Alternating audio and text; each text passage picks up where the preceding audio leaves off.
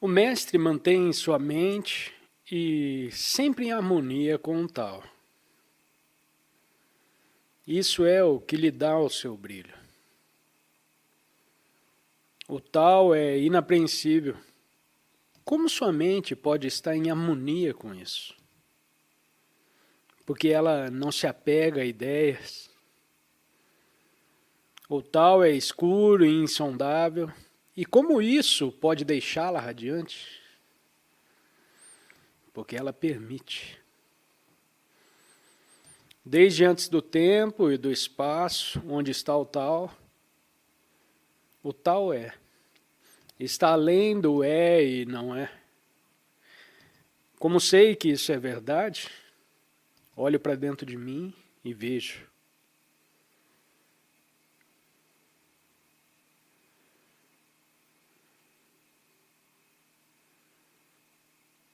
Vamos olhar de novo e ver. O mestre mantém sua mente sempre unida ao tal. Isso é o que lhe dá o seu brilho. Mantém sua mente em harmonia com o tal. E na linha seguinte diz: se é inapreensível, como pode a mente dela se harmonizar com isso? E diz: porque ela não se apega a ideias. Interessante. Ela não se apega a ideias. Isso me lembra um famoso ditado zen que diz: não me lembro qual mestre zen o disse, mas ele diz: não busque a verdade. Apenas pare de alimentar opiniões. Acredito que isso aponta para o mesmo estado interno de desidentificação do pensamento. Ela não se apega a ideias e se apega a isso. Não quer dizer que ela não tenha ideias. Mas o mestre não se apega a ideias. E o mestre Zen, quando disse não procure a verdade, apenas pare de alimentar suas opiniões, ele não disse pare de ter opiniões. Assim como Lao Tse não diz não tenha ideias. Ele diz não se apegue a ideias. E o outro mestre diz pare de alimentar as opiniões. Portanto, esse apego, que é o mesmo que acariciar, é a autoidentificação com os pensamentos que surgem.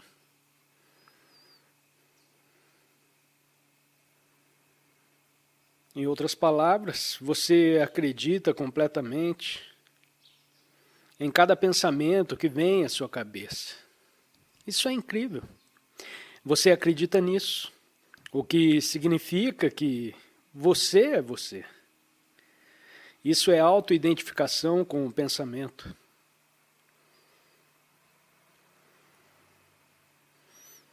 Então, como estar sempre em harmonia com o tal?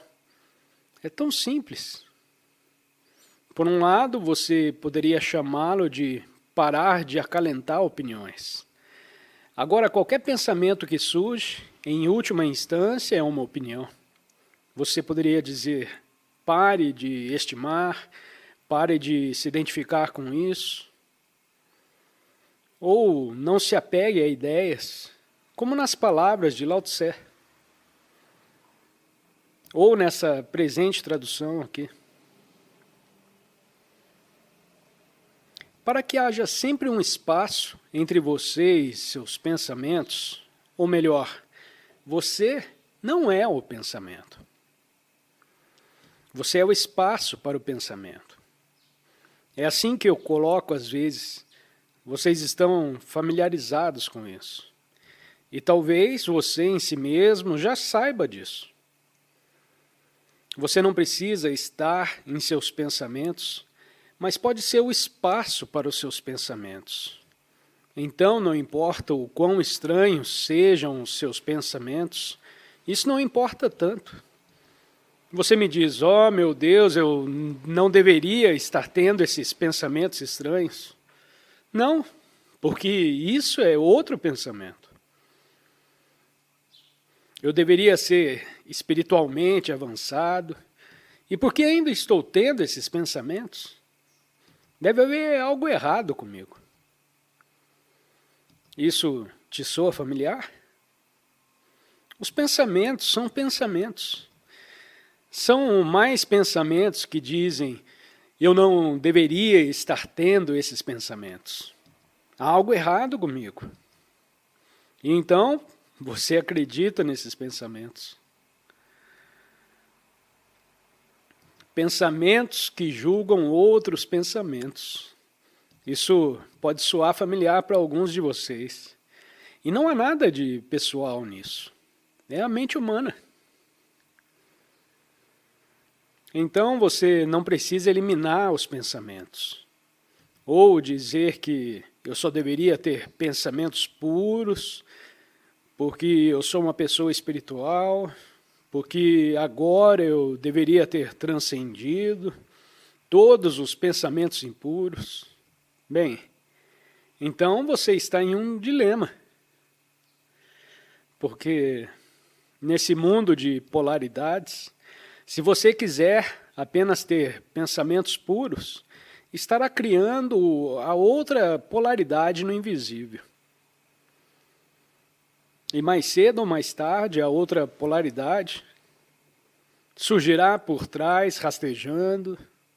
E isso tem sido feito, às vezes, por cristãos que tentam praticar os ensinamentos de Cristo, sem entrar no estado de consciência, de onde isso vem.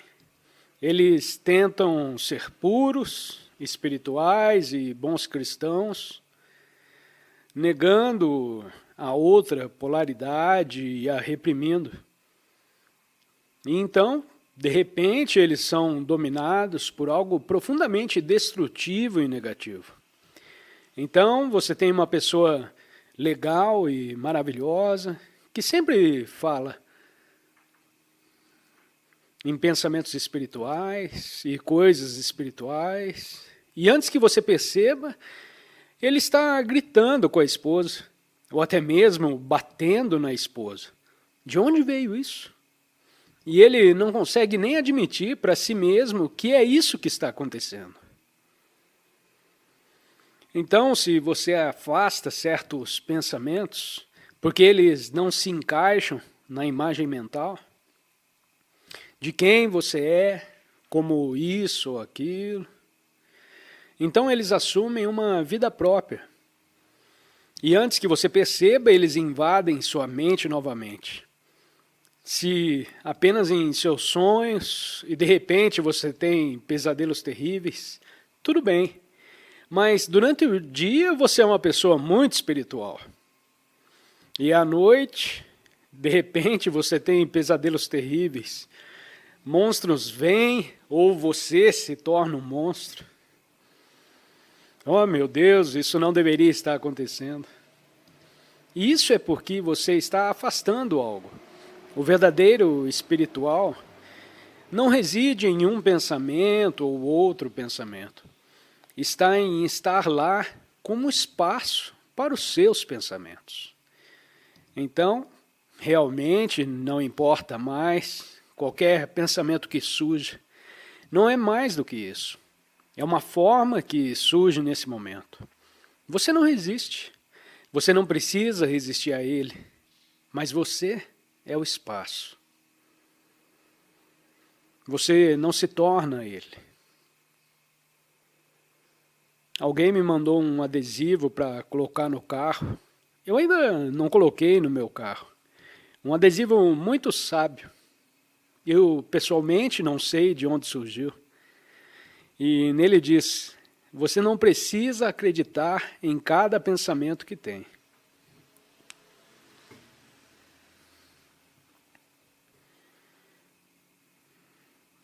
Portanto, essa é a prática de ser. o espaço ou a testemunha em vez de ser o pensamento. E você pode praticar com suas opiniões. Muitos pensamentos ou todos os pensamentos podem ser opiniões captadas, mas há certas coisas que são definitivamente, claramente reconhecíveis como opiniões. Quando você está conversando com as pessoas todos os dias, quando está discutindo ou conversando com amigos, colegas ou vizinhos, então eles vão expressar sua opinião sobre o que quer que seja. E você pode expressar sua opinião. E então você pode observar se há ou não autoidentificação com sua opinião. E a sua opinião, claro, é uma posição mental. A posição da mente, você se identifica com alguma posição mental? Se estiver identificado, então você está valorizando opiniões. Nas palavras do Mestre Zen, ou você está se apegando a ideias nas palavras de Lao Tse. E como você sabe disso? Você sabe que ao discutir as coisas, você se torna defensivo ou agressivo na expressão de sua opinião. A emoção flui e você fica excitado. Por que isso está acontecendo? Por que você está se tornando defensivo ou agressivo? E é claro que você tem que olhar para dentro de si mesmo para ver se é esse o caso ou não. Você está se tornando defensivo ou agressivo? Você sente o influxo de emoção. E por que isso está acontecendo? Porque inconscientemente você se sente ameaçado por alguém que ataca, questiona ou contradiz sua posição mental. Por que você se sente ameaçado por alguém que questiona sua posição mental? Isso é um sinal que você se identificou com uma posição mental. E identificou significa que seu senso de identidade estava nela. Então a pessoa não está atacando a sua opinião do ponto de vista do seu inconsciente. A sua opinião, como você se identificou, está sendo atacada justamente porque você se identificou com isso. Isso não é verdade, mas é assim que você percebe, como se ela estivesse atacando a sua própria existência. Porque você se identificou com uma posição mental, havia um eu nela. Portanto, qualquer um que questione isso, questiona a sua própria existência. É um processo inconsciente. Então, isso é uma coisa incrível de se perceber em si mesmo. E é um padrão inconsciente profundamente arraigado na maioria dos seres humanos. E claro, quando você se torna consciente disso, geralmente pode vê-lo com muito mais clareza nos outros, mais facilmente em seu amigo, ou em quer que esteja tendo esse tipo de manifestação em si mesmo. Claro, agora eu entendo o que meu marido e minha esposa fazem. Eu entendo completamente. E esse é o primeiro passo.